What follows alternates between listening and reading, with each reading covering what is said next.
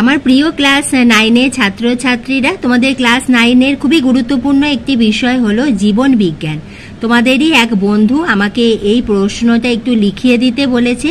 খুব ভালো প্রশ্ন, খুবই ইম্পর্টেন্ট একটি প্রশ্ন। সেটি হলো জল সাম্য রক্ষায় রেচনের ভূমিকা, এবং এই বইতে উত্তরটা খুব সুন্দরভাবে রয়েছে। তোমরা এই উত্তরটা লিখলেই কিন্তু ফুল মার্কস পাবে। জল সাম্য রক্ষা, সাম্য কথাটার অর্থ হলো ব্যালেন্স করা, অর্থাৎ আমাদের শরীরে জল যাতে বেড়েও না যায় আবার কমেও না যায়, সেই যে জল সাম্য বা জলের ব্যালেন্সটা রক্ষা করছে আমাদের রেচন প্রক্রিয়া, এবং সাথে জল সাম্য রক্ষায় রেচনের ভূমিকা কি। তোমরা উত্তরটা এইভাবে লিখবে, আমাদের দেহে জল সাম্য রক্ষায় অর্থাৎ জলের ব্যালেন্সটা রক্ষা করার জন্য রেচনের ভূমিকা হলো উল্লেখযোগ্য।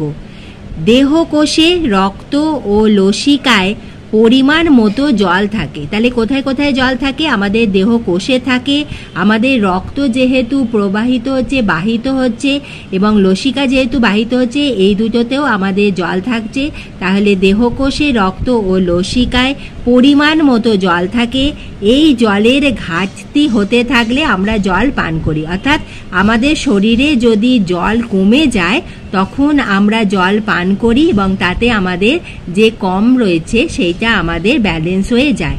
এবার আমাদের প্রশ্ন হলো যে যদি আমাদের জলটা বেড়ে যায়, দেহে জলের পরিমাণ বেড়ে গেলে তা ঘাম ও মূত্রের মাধ্যমে দেহ থেকে নিষ্কাশিত হয়, এবং ফলে দেহে জলসাম্য বজায় থাকে। তোমরা এই উত্তরটা যদি লেখো তাহলেই কিন্তু তোমরা ফুল মার্কস পাবে। জলসাম্য রক্ষায় রেচনের ভূমিকা খুবই ইম্পর্টেন্ট প্রশ্ন।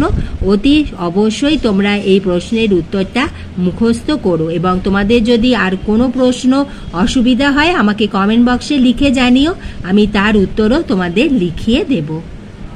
এইভাবে আমি তোমাদের ভিডিও দিতেই থাকবো। তুমি চ্যানেলে নতুন হলে চ্যানেলটি সাবস্ক্রাইবের সঙ্গে বেল আইকনটা প্রেস করে দিয়ে স্টাডি ফর এডুকেশনে বন্ধু হয়ে যেও। ভিডিওটি ভালো লাগলে একটা লাইক করে দিও, বন্ধুদের শেয়ার করে দিও। একবার দেখে নিও ডেসক্রিপশন বক্সটা, সেখানে রয়েছে তোমাদের জন্য অনেক গুরুত্বপূর্ণ ভিডিওর লিঙ্ক।